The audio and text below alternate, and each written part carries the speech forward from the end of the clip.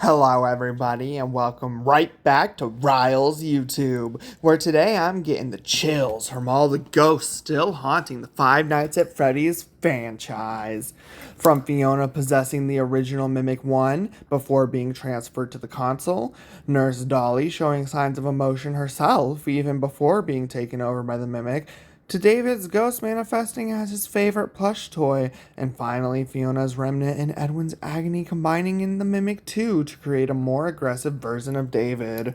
It all boils down to whether or not ghosts are still real in this universe, so come sit on the floor with me as we break out our Ouija boards and gather the evidence of ghosts in modern Five Nights at Freddy's. Every copy has failed.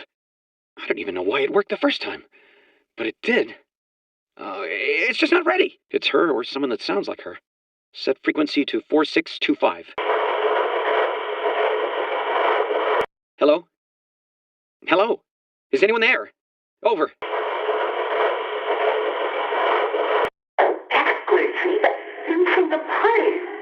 Edwin says he doesn't know how the Mimic One worked, but after contacting the ghost of his dead wife down in the tunnels, it did work because Fiona possessed it.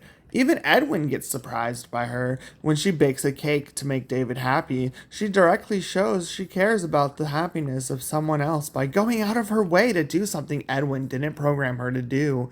She shows the same sort of emotions that the past Fiona machine mimic does, which I'll get into later. We can grab the most obvious evidence first and talk all about the mimic, but let's talk about some other animatronics that could possibly be haunted. At first, I thought Jackie could be one, but she doesn't do anything out of the ordinary before the mimic takes control of her. Big Top was recently shown to be the mimic as well, but then I realized Nurse Dolly is herself while on the tracks before the mimic rips her off of them. We see that Dolly's attack on the player isn't random bloodlust, it's her programming reacting to a foreign object. But there are moments where Dolly pauses or acts unpredictably, which doesn't fit with just AI.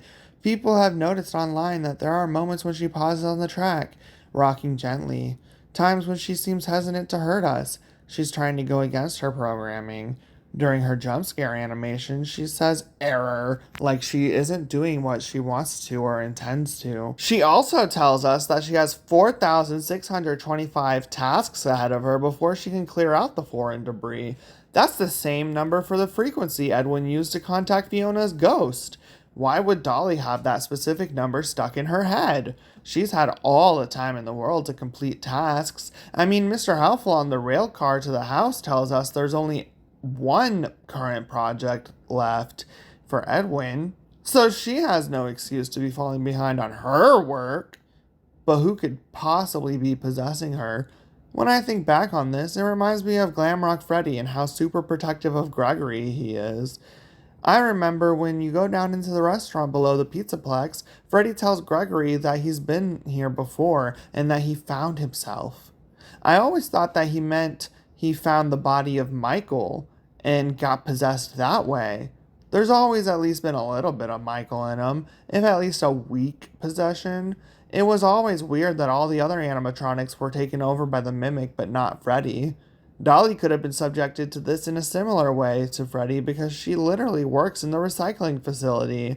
She could easily have come into contact with Remnant from David or Fiona through her work in the recycling process. Now let's talk about Tiger Rock, who may be a bit of a rocky topic. A lot of people in the FNAF community argue that Tiger Rock is just a hallucination because Arnold is 36 hours sleep deprived. However, if Tiger Rock really is conjured by his mind, where are the references to Tiger Rock or David before Arnold first encounters the ghost? I believe it is the ghost of David because he knows things that Arnold couldn't have. Firstly, about Tiger Rock, but secondly, the ghost seems to stick close to Edwin and Mimic related areas. The Mimic 2 doesn't just act like code, it laughs, it plays with victims, it waits for them to be afraid, it stops to watch them suffer. That's not optimal hunting code, that's sadism. It's almost as if the Mimic isn't just AI, it's haunted by real human malice. It seems Fiona's Remnant mixed with Edwin's agony combined into a more aggressive version of David that programming alone just doesn't explain. The Mimic stops and stares. It taunts its victims. It remembers cages and uses voice lines with calculated mockery and even echoes fear back. Behavior too emotional, too human to be clean programming. In two binary messages sent to Edwin, home, and sad, they both sound like a little kid pleading to their dad. In the post-it note room, one sticky note in binary reads, hide. In both, it sounds like a scared little kid. The scariest part? The mimic has a clear emotional reaction to Edwin and Fiona's bedtime story. Not like a robot, but like something that understood, possibly having a trauma response, knowing both his parents were gone. Some say it's all AI now, and that ghosts are only inside the FNAF video games in universe because of Help Wanted 1.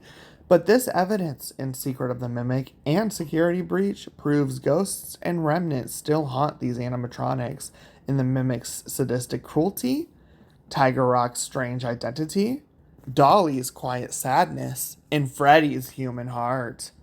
Thanks so much for watching, and if you enjoyed this video, please click like, and if you want to see more, hit that subscribe button. Comment what you think of this video and what you'd like to see more of in the future. Riles signing out for now, but see you next time!